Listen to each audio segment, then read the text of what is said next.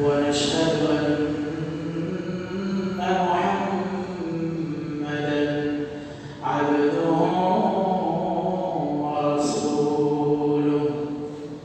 أما بعد فأعوذ بالله من الشيطان الرجيم. بسم الله الرحمن الرحيم. ولله على الناس حج البيت من استطاع إليه سبيلا ومن كفر فإن الله غني عن العالمين. وقال النبي صلى الله عليه وسلم عن عبد الله بن مسعود رضي الله عنه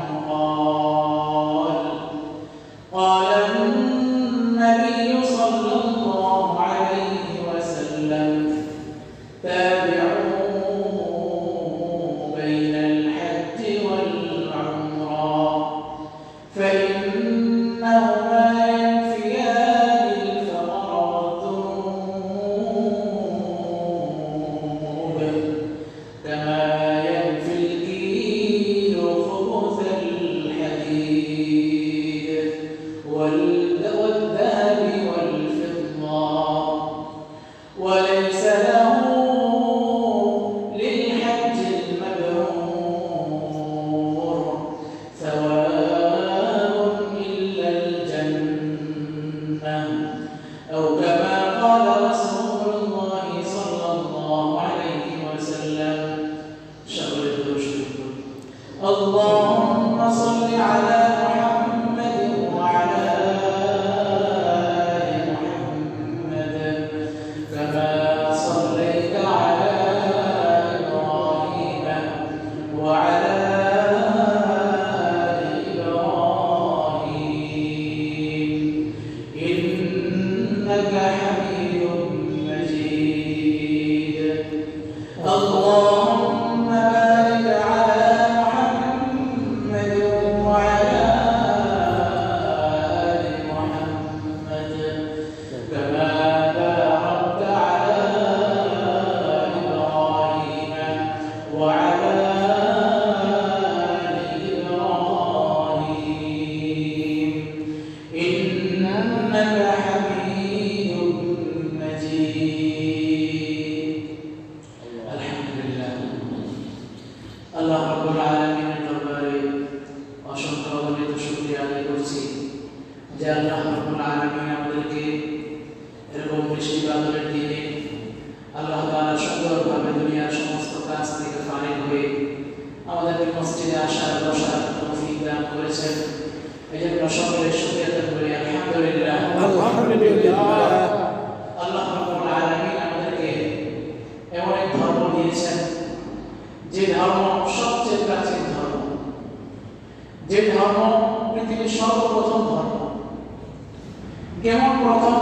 বলে আল্লাহ রাব্বুল আলামিন পৃথিবীতে সর্বপ্রথম যে মানুষকে পাঠিয়েছেন ওই মানুষকে এই ধর্ম দিয়ে পাঠিয়েছেন।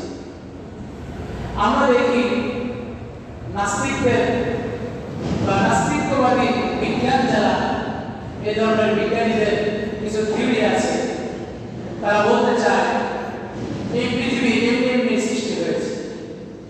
এই পৃথিবী তারা সৃষ্টি করার প্রয়োজন হয়নি। এক মহাশূন্যের মাঝে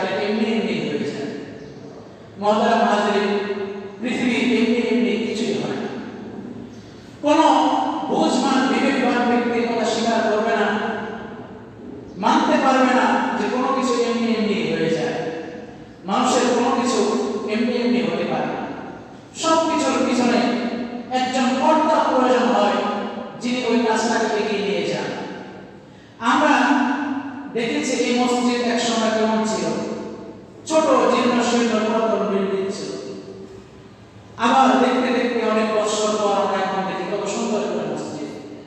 এটা কি এমনি এমনি হয়ে গিয়েছে নাকি এর পিছনে মেহনতের প্রয়োজন হয়েছে?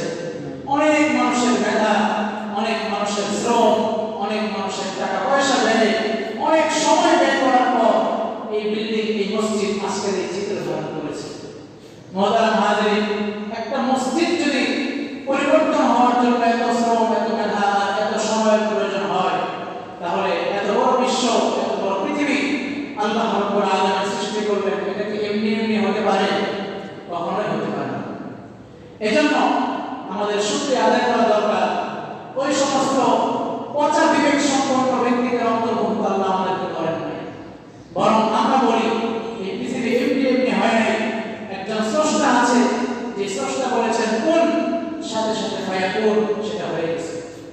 আল্লাহ তাআলা আদেশ করছেন, তো হয়ে গেছে। তো যে কথা বলতেছে, আল্লাহ রাব্বুল আলামিন আমাদেরকে এমন এক ধর্ম দিয়েছেন, যিনি পৃথিবীর সর্বপ্রথম ব্যক্তি, তিনি এই ধর্ম নিয়ে এসেছেন। আমি যে আয়াতটা তেলাওয়াত করেছি, এই আয়াতের মধ্যে সর্বপ্রথম এটাই বলা হয়েছে, সর্বপ্রথম ঘর আল্লাহ রাব্বুল আলামিন তার ঘর এই পৃথিবীর মধ্যে বানিয়েছেন, সেটি হলো কাবা। হজের মাস হিসেবে আমাদের আলোচনা চলছিল কাবা শরীফের ইতিহাস। গত সপ্তাহে কাবা শরীফের যারা কাবা শরীফকে ধ্বংস করার ইচ্ছা করে তাদের পরিণতি কি হয়, সূরাতুল ফিলের আলোকে সে আলোচনা করেছি। আজকে আমরা আলোচনা করব কাবা শরীফের কিছু বৈশিষ্ট্য এবং কাবা শরীফে আমাদের যাওয়া তথা হজ করা এর বিধান কি এবং এর ফজিলত কি, এই সম্পর্কে আলোচনা করব ইনশাআল্লাহ।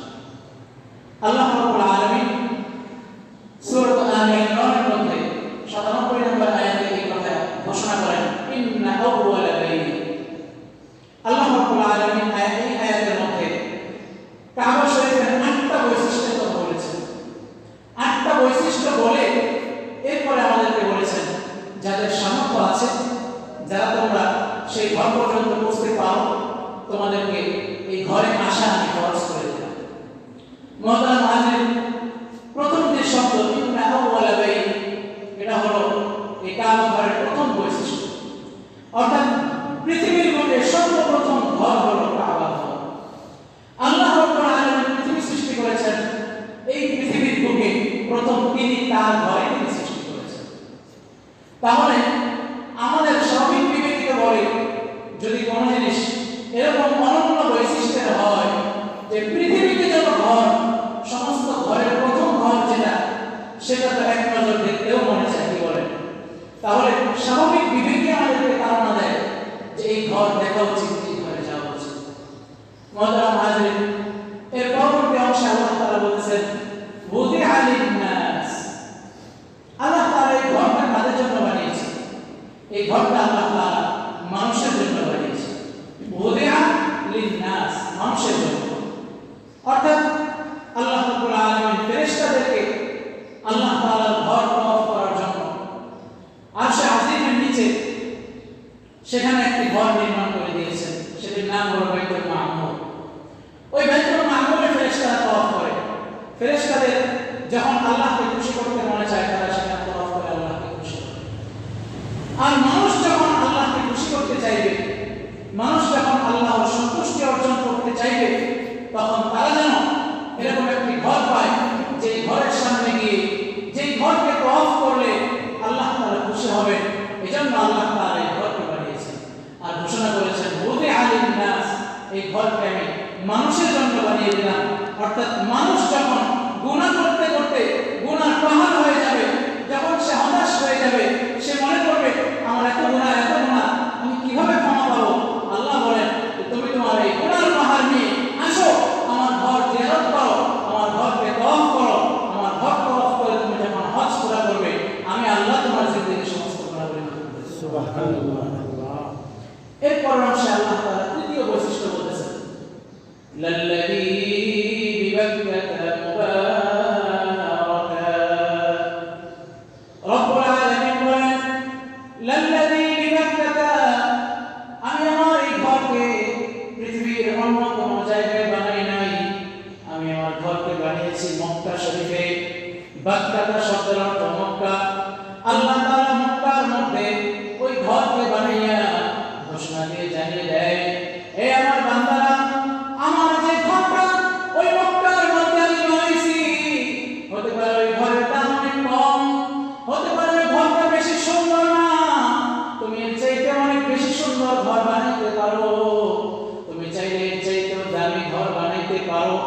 যদিও পৃথিবীর বিভিন্ন জায়গায় অনেক মানুষ মিলে হোক অথবা একা একা হোক অথবা কোনো রাষ্ট্রপ্রধান হোক, চাইলে সে ওরকম একটা ঘর বানাইতে পারে বা তার চাইতেও ভালো ঘর বানাইতে পারে।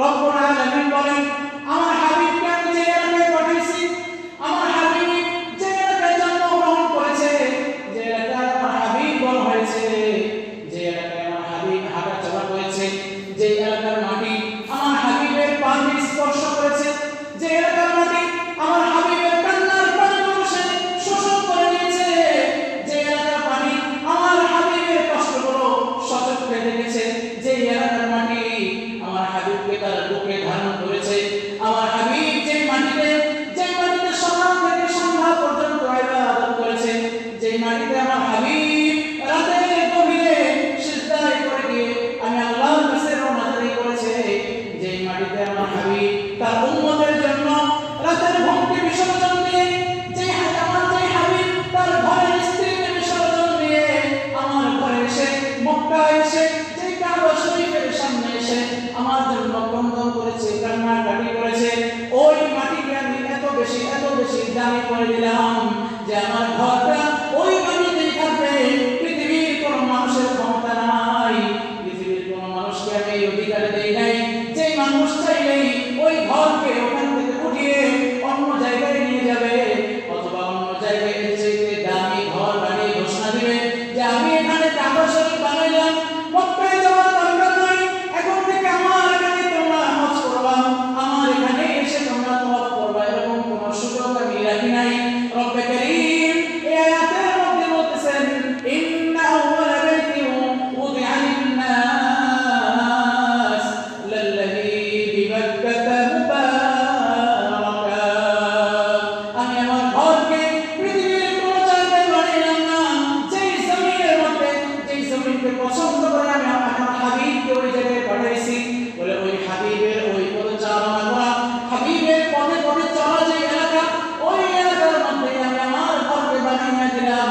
পৃথিবীর মানুষ যারা ইসলামকে গ্রহণ করবে, পৃথিবীর মানুষ যারা আমার হাবিবকে নবী বলে স্বীকার করবে, পৃথিবীর মানুষ যারা আমি আল্লাহকে আল্লাহ বলে স্বীকার করবে, পৃথিবীর মানুষ যারা আমি আল্লাহর বিধান করবে সে বিধান হিসেবে মেনে নেবে, পৃথিবীর মানুষগুলো যারা আমি আল্লাহর নিষেধ মেনে সেগুলোর উপর আমল করার চেষ্টা করবে, আমি আল্লাহ ঘোষণা দিয়ে দিলাম, আমি অনেক ঘর বানিয়ে দিছি, এই ঘরে আসো, এই ঘরে আসলেই তোমরা আমি আমার হাবিবের পায়ের সেই পদচারণা ধুলাবালি তুমি দেখতে পাইবা, আমি আমার হাবিবকে যে মাটিতে বানাইছি ওই মাটির ঘ্রাণ তুমি নিতে পারবা, আমি আমার হাবিবকে যে এলাকায় বানাইছি, আমার হাবিব যে ঘরকে সামনে রেখে সারা রাত সিজদা করেছিল, উম্মতের জন্য রোনাজারি কান্নাকাটি করেছিল, পৃথিবীর যে স্থানে তুমি থাকো, পৃথিবীর যেই আনাচে কানাচে তোমার জন্ম, পৃথিবীর যেখানে তোমার বসবাস হোক, আমি আল্লাহ যদি তোমাকে এতটুকু ক্ষমতা দেই,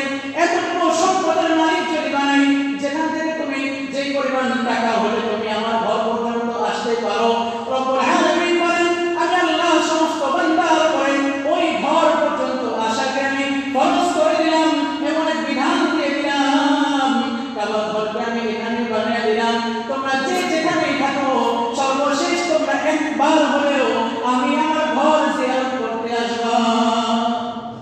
মোহতারাম হাজিরিন, তাহলে দ্বিতীয় নাম্বার 3 নাম্বার বৈশিষ্ট্য আমরা পেলাম, আল্লাহ তাআলা এই ঘরকে মক্কায় বানিয়েছেন, তো সেটা মক্কায় থাকবে, মক্কার বাইরে নেওয়ার কোনো সুযোগ নেই।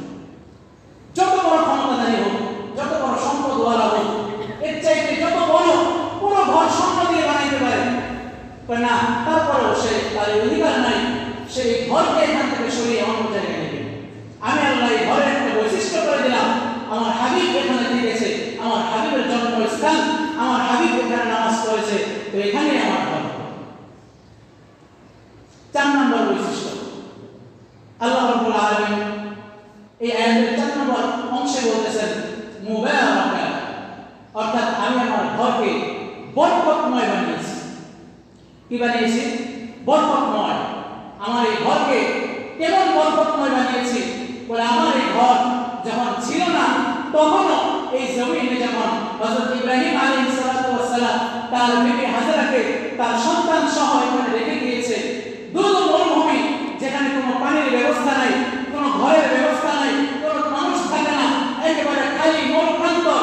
বলে ওই মরু প্রান্তরেও আমি আল্লাহ এখানে এমন এক রহমতের ঝর্ণা আমি চালু করে দিয়েছি, এমন এক পানির ঝর্ণা আমি চালু করে দিয়েছি যেই পানি মানুষ খুব খনন করে, মানুষ শত শত কিলোমিটার গর্ত করে খুব নিচ পর্যন্ত গিয়েও যে পানি বের করতে পারে না, আমি আল্লাহ এমন পানির ব্যবস্থা এখানে করে দিয়েছি। এটা মক্কা এবং কাবা শরীফের গর্ব। এই কাবার বরকতে আল্লাহ তাআলা এই জমজম কূপের ব্যবস্থা করে দিয়েছেন। মুহতারাম হাজিরিন, জমজম পানি কেমন? বলে পানিটা এমন, এই পানিকে তুমি বোতলে ভরে যত বছরের পর বছর রেখে দাও, দেখবা তোমার এই পানি ময়লা হয় না। স্বাভাবিক কলের পানি বোতলে রাখলে কোনটা তাড়াতাড়ি, কোনটা একটু দেরিতে, কোনটা অল্প সময়, কোনটা একটু বেশি সময় নেয়, কিন্তু বোতলটা আস্তে আস্তে কালো হয়ে যায়। মুহতারাম হাজিরিন, এই জমজমের পানি কখনো কালো হয় না, ময়লা হয় না। জমজমের যে কূপ আল্লাহ তাআলা বানিয়েছেন, বলে এই পানি কখনো শেষ হয় না।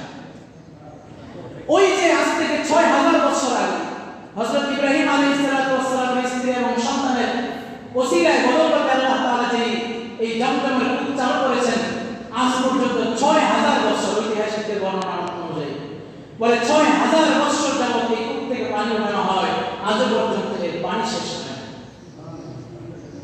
এমনকি রাসূল পাক সাল্লাল্লাহু আলাইহি ওয়াসাল্লাম উনি যখন তার গর্ভে ছিলেন, মাতৃগর্ভে, বলে মাতৃগর্ভে থাকা অবস্থায় আল্লাহ তাআলা এমন কুদরত দেখিয়েছেন, যখন মা আমেনা ওই কূপের সামনে যাইতেন, যখন তিনি পানি আনতে যাইতেন, মানুষ তো কূপ থেকে বালতি দিয়ে রশি দিয়ে পানি তোলে, আর উনি যখন ওখানটার সামনে গিয়ে দাঁড়াতেন, বলে কূপের পানি নিজে নিজেই উপরে চলে আসে।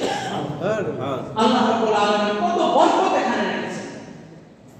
এজন্য আল্লাহ তাআলা ঘোষণা করেছেন এই ঘর হলো বরকতের ঘর।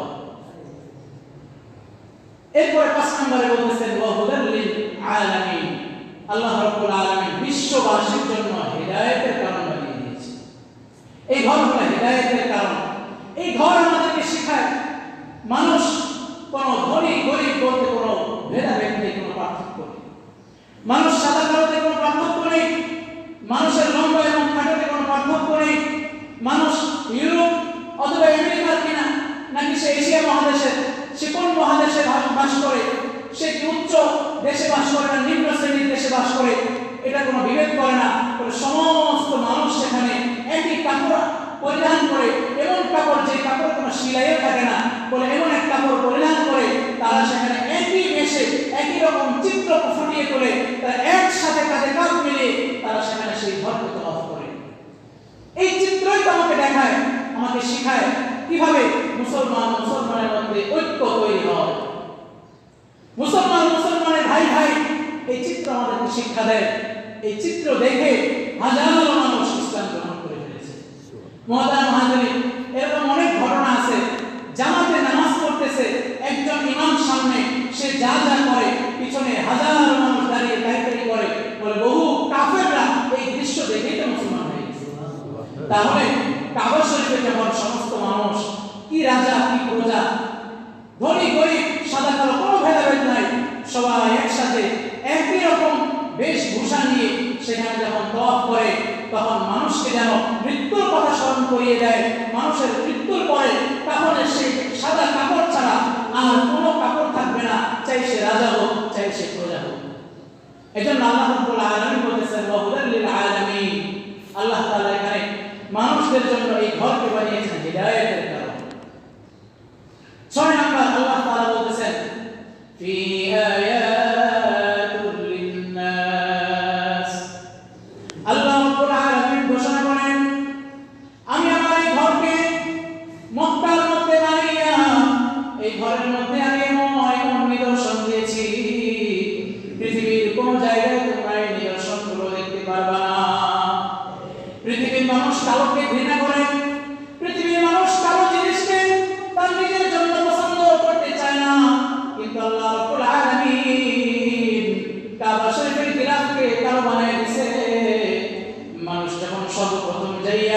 কাবা শরীফের দিকে এক নজর তাকায়, বলে ওই কালো গিলাফের মধ্যে এমন রহমত, এমন বরকত রব্বুল আলামিন দিয়েছেন, মানুষ যেন সেখানে তাকানোর পর আর চোখ ফেরাতে চায় না।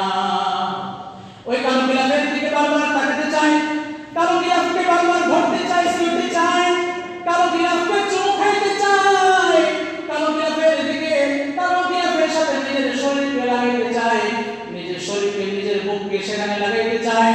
ওই যে কালো গিলাফের মধ্যে কি আল্লাহ দিয়েছেন, বলে মানুষ ওই কাবা শরীফের কালো গিলাফের মধ্যে নিজের বুক লাগাইলে পৃথিবীর সর্বশ্রেষ্ঠ শান্তি অনুভব করে। মোহতারাম হাজিরিন, এখানে শেষ নয়, রব্বুল আলামিন ওই কালো গিলাফের কাবা শরীফের সামনে কত কিছু রেখেছেন। রব্বুল আলামিন রেখেছেন মিজাবে রহমত, ওই কাবা ঘরের উপর থেকে বৃষ্টির পানিগুলো যেই নালা দিয়ে পড়ে ওইটাকে বলে মিজাবে রহমত। মানুষ যখন বৃষ্টি নামে ওই মিজাবে রহমত দিয়ে যে পানিগুলো পড়ে, ওই পানিগুলো মানুষ নিয়ে নিয়ে নিজেদের শরীরে মাখে, গায়ে মাখে, মাথায় মাখে, মানুষ বোতলে ভরে ভরে নিয়ে যায়। ওই পানির মধ্যে আল্লাহ কি বরকত দিয়েছেন, ওই পানিকে শিফা হিসেবে গ্রহণ করলে মানুষের বহু রোগের শিফা হয়ে যায়।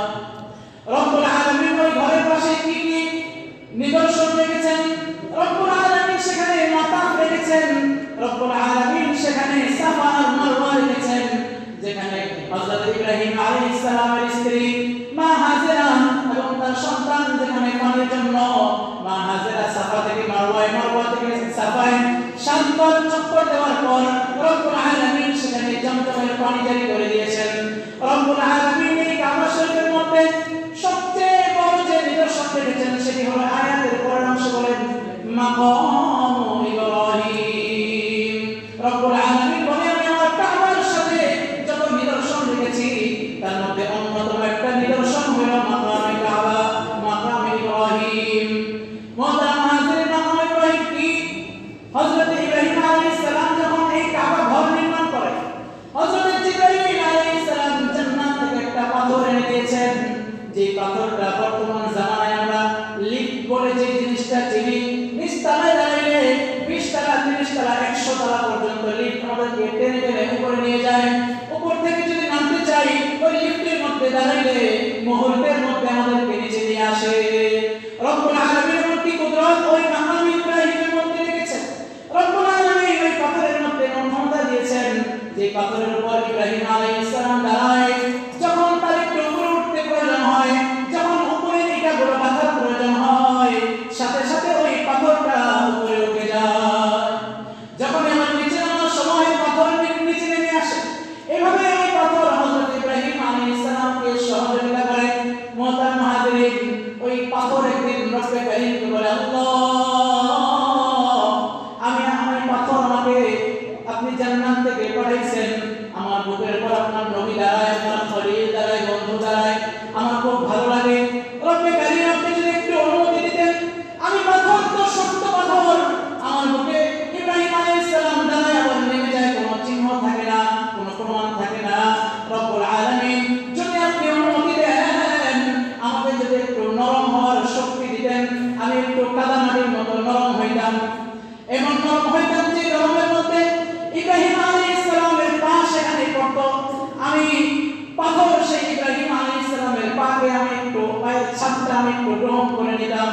কাদামাটির মতো নরম হওয়ার শক্তি যদি দিতেন, আমার বুকের মধ্যে আপনার হাবিবের, আপনার খলিলের পদচিহ্ন আমার বুকের মধ্যে একটু ছাপ ফেলে যাইত, আমি সেই ছাপ আমার মধ্যে ধারণ করতাম। রব্বুল আলামিন তার এই আবেদন কবুল করে একটু নরম হওয়ার ক্ষমতা দিয়েছেন। বলে আজও যারা বাইতুল্লাহ শরীফে যায়, কাবা শরীফের সামনে যেই কাচের মধ্যে একটা মাকাম ইব্রাহিম নামক পাথর দেখতে পায়, ওই পাথরের মধ্যে ইব্রাহিম আলাইহিস সালামের সেই পায়ের চিহ্ন আজও সে ধারণ করে লাখো কোটি মানুষকে দেখায়। আমার আল্লাহ এমন ক্ষমতাশীল এবং শক্তিশালী, আমার আল্লাহ চাইলে পাথরকেও মাটির মতো নরম করে ওই পাথরের মধ্যেও মানুষের পায়ের ছাপ রাখতে পারে। মোহতারাম হাজিরিন, এরকম অসংখ্য নিদর্শন আল্লাহ রাব্বুল আলামিন এখানে দিয়েছেন। সময় ইতিমধ্যে চলে গিয়েছে, বেশি হয়ে গিয়েছে। ইনশাআল্লাহ আমরা আয়াতের পরবর্তী অংশ এবং হজের ফজিলত সম্পর্কে আগামী সপ্তাহে আলোচনা করব। আল্লাহ রাব্বুল আলামিন আমাদেরকে সে পর্যন্ত হায়াত তৈয়বা দান করুন। আল্লাহ রাব্বুল আলামিন আমাদেরকে আল্লাহ তাআলার ঘরে গিয়ে এই অসংখ্য সুন্দর সুন্দর দামি দামি নিদর্শনগুলোকে সচক্ষে দেখার তৌফিক দান করেন, সেগুলোকে হাতে ছুঁয়ে